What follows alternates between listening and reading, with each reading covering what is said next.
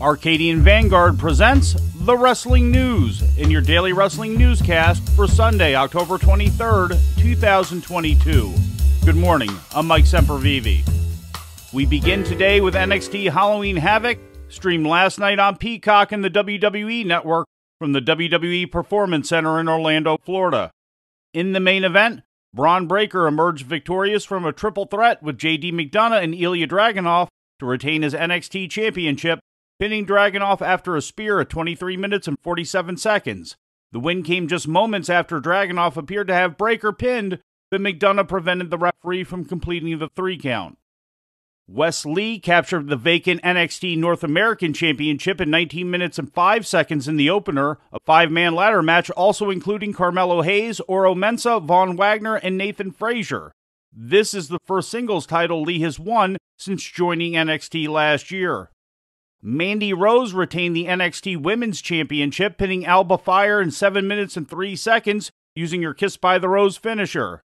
Earlier in the show, Fry had battled Rose and her Toxic Attraction partners Gigi Dolan and Jayce Jane in a pre-taped cinematic-style segment shot in a haunted house set. Apollo Crews defeated Grayson Waller in NXT's first-ever casket match, placing Waller in the casket and closing the lid at 12 minutes and 58 seconds. A second casket had to be brought out during the match after Waller put Crews through the first casket, making it impossible to close. The stipulation match had been chosen earlier in the show during a Spin the Wheel Make the Deal segment with Halloween Havoc hostess Shotzi. In other results, Julius Creed defeated Damian Kemp in an ambulance match in 14 minutes and 10 seconds, and Roxanne Perez defeated Cora Jade in a Weapons Wild match in 12 minutes and 25 seconds. The show was NXT's first premium live event since its recent rebranding last month in the wake of WWE's regime shift from Vince McMahon to Paul Levesque. In a post-Halloween Havoc media conference, NXT's Senior Vice President of Talent Development Creative Shawn Michaels addressed the evolution and recent reboot of NXT and the efforts to find an identity for the brand. I will say this. As I mentioned the other day, the identity thing, look, I struggle with. I don't know, we just want to be NXT. I guess we just want to continue to develop talent, to make them better, to put them in as many different situations as we can, creatively, try to round them out as performers, characters, athletes. And I think every time we do that, every positive show we have, every step in the right direction that we take, those are the positives, and that's the identity. Michaels also discussed the brief vignette that aired during Halloween Havoc featuring a burning mask, confirming that it was a reference to the imminent return to NXT of Dominik Dijakovic, who had been repackaged on the main roster as T-Bar of Retribution. Michaels went so far as to acknowledge and sympathize with frustration expressed by some fans online over how he and other NXT talents have been used on the main roster. One of the things that I guess, it's not like we don't see what goes on out there in the social media world and the shaking of the fist at different things that were done with different characters over the years, and we do what we can here creatively to kind of, nudge, wink, we see and we hear that.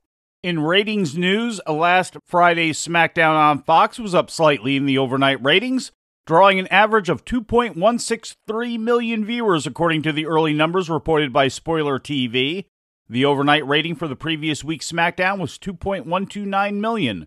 According to preliminary numbers, the first hour brought in 2.266 million viewers, while the second hour dropped to 2.060 million, despite an advertised appearance by Logan Paul. The episode held steady in the 18 to 49-year-old demographic, duplicating the previous week's .50 rating. Final SmackDown ratings figures are expected tomorrow.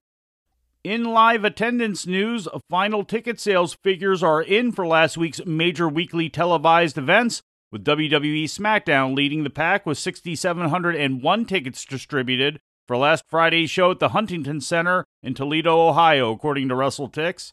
WWE Raw at the Paycom Center in Oklahoma City drew 6,489 fans on Monday, while AEW distributed 4,740 tickets for Dynamite last Wednesday night at the Heritage Bank Center in Cincinnati, and 2,247 tickets for last Friday's live Rampage at Daly's Place in Jacksonville, Florida.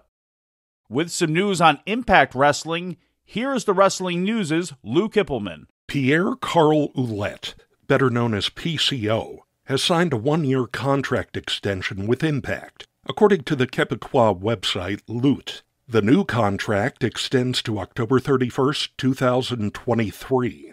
Said PCO to Pat LaPrade, quote, "I am very happy to sign a new agreement with Impact. The company really pulled out all the stops to keep me with them for another year." End quote. The 54-year-old PCO began his career in 1988 in the old Maritimes territory, otherwise known as Atlantic Grand Prix Wrestling. He is a former Ring of Honor World Champion, as well as a 3-time WWF World Tag Team Champion, as one half of the Quebecers with Jacques Rougeau, and has also held titles in WCW, the NWA, GCW, and Europe's Catch Wrestling Association. For the Wrestling News, I'm Lou Kipilman. Some news from around Japan. All Japan held their 50th anniversary in Sanjo event at the Sanjo City Public Welfare Hall yesterday as part of the company's golden anniversary. The main event saw Kento Miyahara spoil Takao Omori's 30-year pro wrestling anniversary as he defeated Omori with his shutdown suplex to make his second defense of the Triple Crown Championship. Also on the show, Yoshitatsu celebrated his 20th anniversary in pro wrestling with a losing effort against 8-time former Triple Crown champion Suwama. Meanwhile, in Fukuoka, Japan, longtime star Tatsumi Fujinami continued his 50th anniversary tour. The 68-year-old is a multiple-time champion for New Japan Pro Wrestling, Vince McMahon Sr. and Vince McMahon Jr.'s WWF, the National Wrestling Alliance, and WCW. Fujinami teamed with Akira and Koji Kanemoto to defeat Yoshiaki Fujiwara, Tatsuhito Takaiwa, and Yutaka Yoshi when Fujinami used his Dragon Sleeper finisher on Takaiwa. Fujinami's tour concludes on December 1st at Yoyogi National Stadium in Tokyo against New Japan's Hiroshi Tanahashi. Our final report today will contain spoilers for upcoming Impact Wrestling television. These will not be full results, but only the newsworthy items that occurred during these tapings. If you wish to not hear any of these spoilers, we'll give you a moment to make your decision. And please remember to follow us across all of our forms of social media. Joe Hendry defeated Brian Myers to win the Impact Wrestling Digital Media Championship last night at Impact's TV tapings in Las Vegas. This is Hendry's first title win in Impact. Myers had been the champ since winning it from Rich Swann at Against All Odds on July 1st. The match is expected to air on Impact TV in November.